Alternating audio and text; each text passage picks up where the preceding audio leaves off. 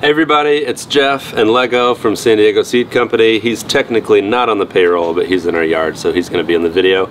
Today, we are talking about endless food.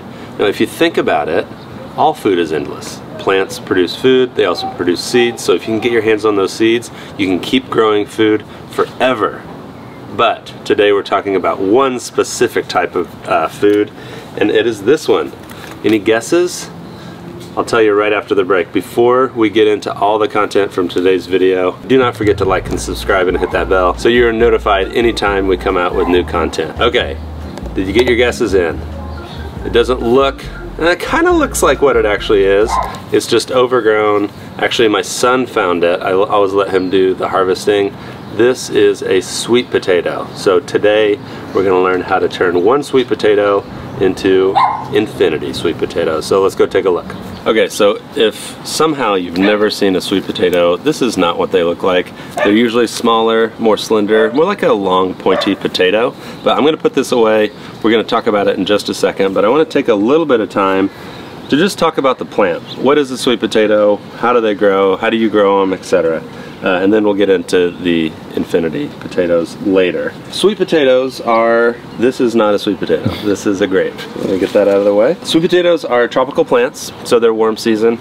If you try to grow them in the winter, they're just not gonna do very well. They need a lot of light hours, a lot of heat. But if you give them that and well-draining soil, you're gonna get a lot of production out of these.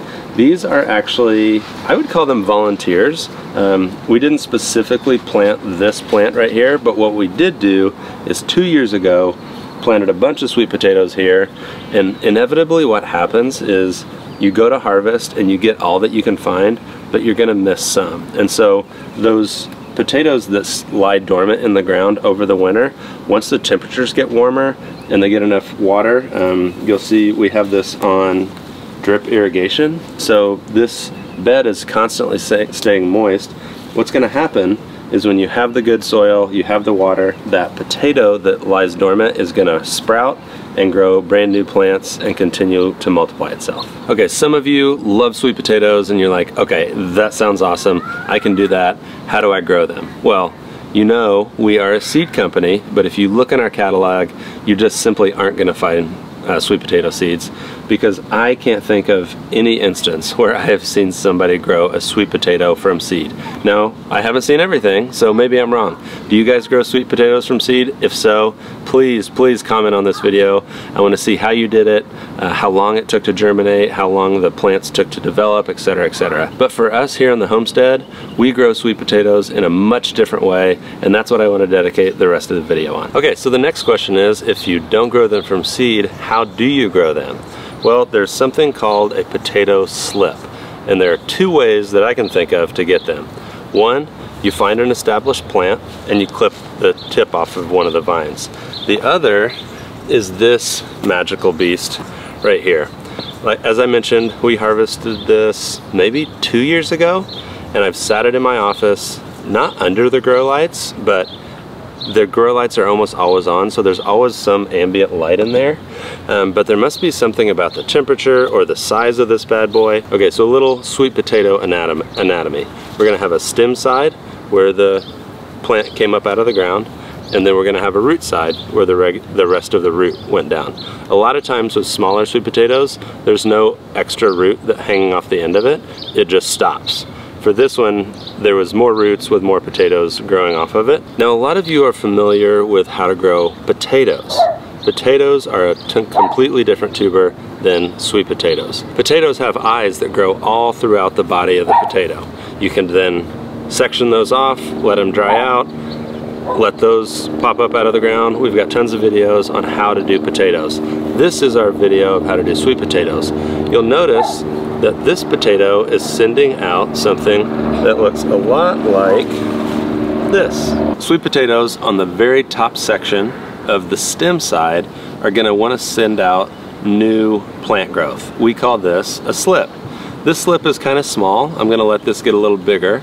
But let's just say you don't have this massive sweet potato that magically sends out slips for 2 years in a row. I'm not kidding. This has probably sent out at least 20 or 30 slips just like this that I cut off and root out. That's why our garden is full of sweet potatoes. If you don't have something this big, you can just take any sweet potato, whether you grew it yourself or bought it in the store, cut maybe a 2 to 3 inch section off the top. You'd probably cut that off anyway because you're not going to cook with it. And you're going to take that section, put a couple toothpicks in it so it's just sitting barely on the top of water. That's going to root out and send out something like this in about a week. Let's say you just can't get your hands on a sweet potato, or you've got friends that have tons of actual sweet potato vines.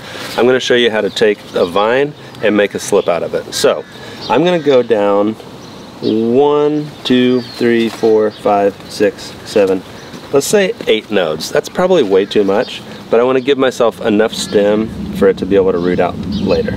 So I'm going to go right above this axle. And you might be thinking, oh my gosh, you're killing your plant. Not at all. For any plant, the moment that you take off the terminal bud, which a terminal bud, all that means is the tip of the plant. Anytime you take that tip off, the moment that happens, the plant says, okay boys, put all your energy into the axles. So these little tiny leaves that are growing out of every crotch, these are going to start to develop, and the plant is going to get more bushy and less long. So I'm not worried about this guy at all. So you're going to take your slip, you're going to find a clear glass jar and fill it with water. I would recommend using something that's clear like this because you're going to want to, one, see the roots when they come out, and you want it to be wide mouth so you can actually get them out, because there's going to be roots going crazy here. You wouldn't want to use something like a can. Like I said, you can't see it, but also the opening is so small. When you try to actually take it out and plant it in the ground, you're going to damage some of those roots. So I'm going to give this to my boys who actually have a recycling program. They're trying to raise some money for, what are you guys going to buy?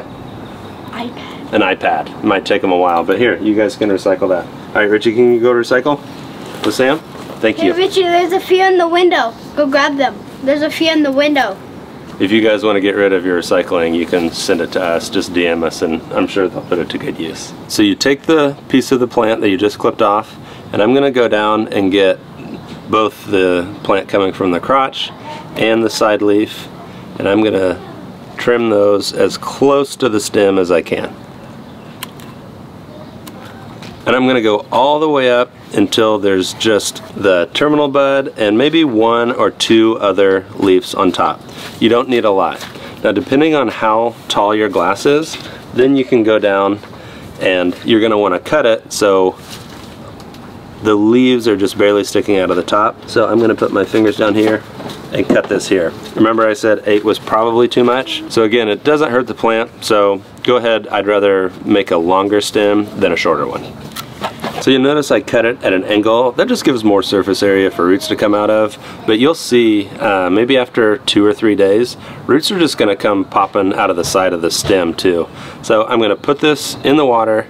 I'm going to put this in indirect light. The last thing that you want is direct light. Definitely don't put it outside. It's going to get too hot.